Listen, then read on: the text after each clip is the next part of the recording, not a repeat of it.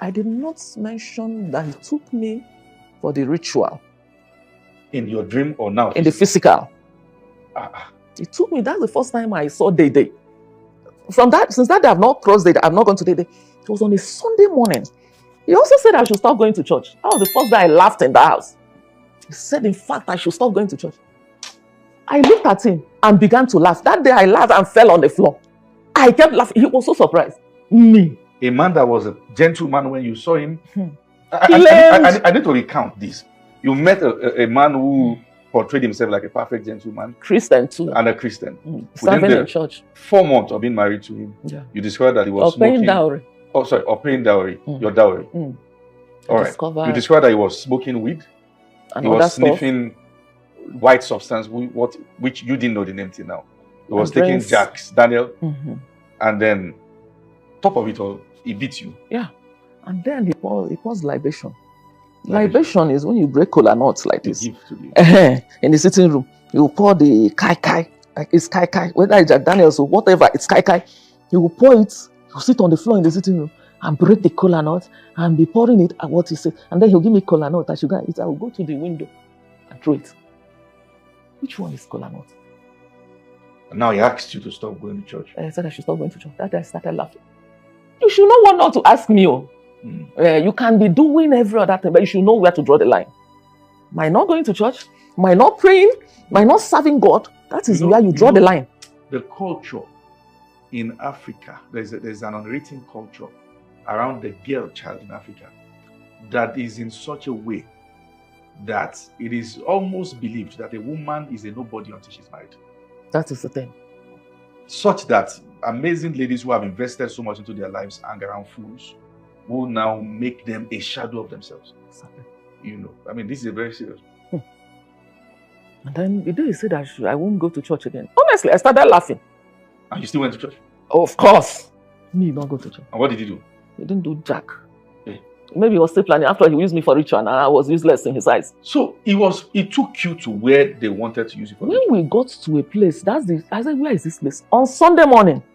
He said, this is Day. I was like, wow, the notorious Day. Yeah. But we didn't stop at Day. We kept going. Yeah. Then we got to another place where he stopped. He said it's Shagari village. The Abacha Fulani people. Fulani people. He took me into, it's a shack. They made it with zinc.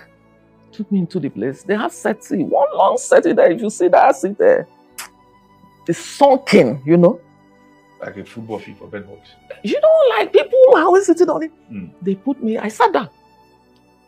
Trust him. And then he said he was coming. He went out and came. His older brother lives in this town. His older brother was part of the plan. Because we picked the brother. On your way there? Yes. And December then, a lot of people give me stuff. Because there were so many people I had access to be able to get jobs, employment for people, stuff like that. So I had a lot of goodwill. Wow. Even the people that bring rice hampers, a whole lot. So they would bring it.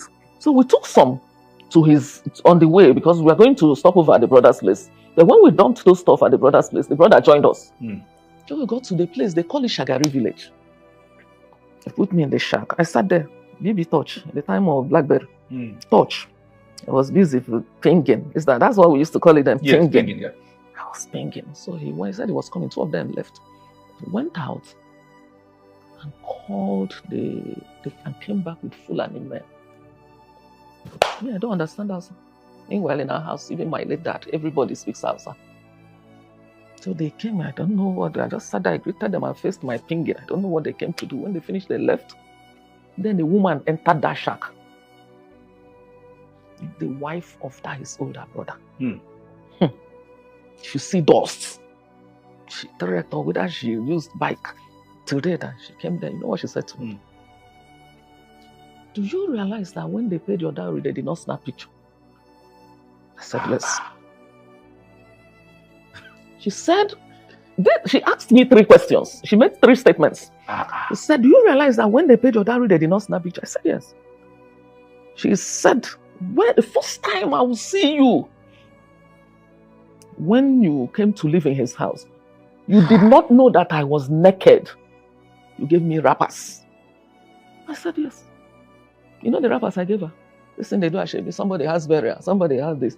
So you gather Ashebi. I didn't know what to do with it. So when they came, I gave them to her as gift. Wow. I didn't know she had need at that time. And then the third thing she said was that she has 3 girls and 2 boys, or 3 boys as well, that she doesn't know where they will be in the future. That she cannot watch anything happen to me. God only used that woman.